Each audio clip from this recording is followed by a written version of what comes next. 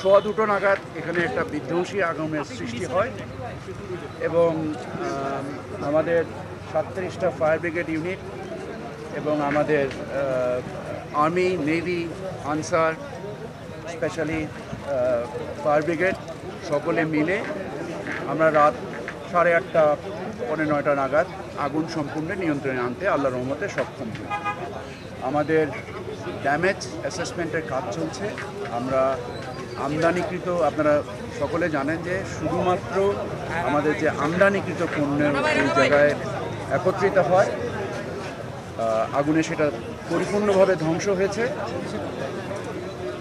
ধ্বংসের পরিমাণগত, অর্থনৈতিক পরিমাণ এবং ওজনের পরিমাণ, এই দুটোকে আমরা নির্দিষ্ট করার চেষ্টা করছি এবং এর সাথে সংশ্লিষ্ট খাত ভিত্তিক নির্ণয়েরও আমরা চেষ্টা করছি। আমাদের 3:30টার সময় একটা ইন্টারমিনিস্ট্রিয়াল মিটিং ডাকা হয়েছে আমাদের করণীয় নির্দিষ্ট করার জন্য। আপনাদের এখান থেকে আলোচনা শেষ করে আমরা ওই মিটিংয়ে যাব। আপনারা জানেন যে আমাদের প্রতিশ্রুতি ছিল রাত 9টা নাগাদ এয়ারপোর্টকে চালু করা। আল্লাহর রহমতে আমরা এয়ারপোর্টকে চালু করেছি। যে ধরনের ডিসরাপশন তৈরি হয়েছে, আমাদের প্রায় 21টার মতো ফ্লাইট ডাইভার্ট এবং ক্যান্সেল হয়েছে।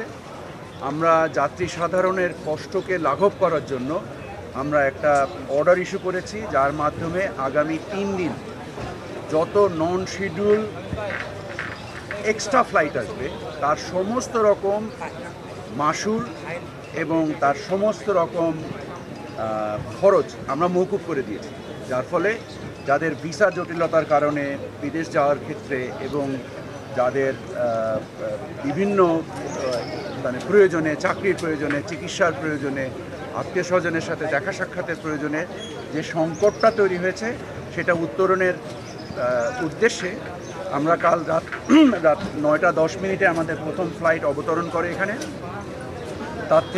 তখন থেকে এখন পর্যন্ত নিরবিচ্ছিন্নভাবে আমাদের ফ্লাইট অপারেশন চলছে।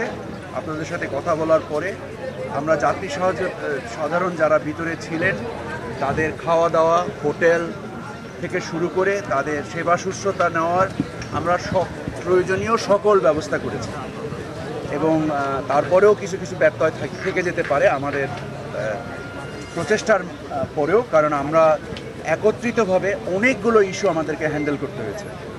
তো আমাদের আগ্রহের কমতি ছিল না, আমাদের প্রচেষ্টার কমতি ছিল না। এরপরেও যাত্রী সাধারণ যে কষ্ট পেয়েছেন তার জন্য আমি ব্যক্তিগতভাবে আন্তরিকভাবে ক্ষমাপ্রার্থী। যত ধরনের অভিযোগ আছে প্রত্যেকটা অভিযোগ আমলে নেওয়া হবে। আমরা এখনই একটা ক্যাটালগিং কমিটি করে দেওয়া হয়েছে, যারা এই আগুনের পূর্ববর্তী এবং বর্তমান অবস্থায় পুরো ঘটনার ক্যাটালগিং করবে। আপনার এই ক্যাটালগ দিয়ে আমরা তারপরে অংশীজনের সাথে আলোচনা করে গোয়েন্দা সংস্থা থেকে শুরু করে তদন্ত সংস্থা সকলকে একত্রে নিয়ে আমরা এখান থেকে এর রহস্য উদ্ঘাটন করার চেষ্টা করব।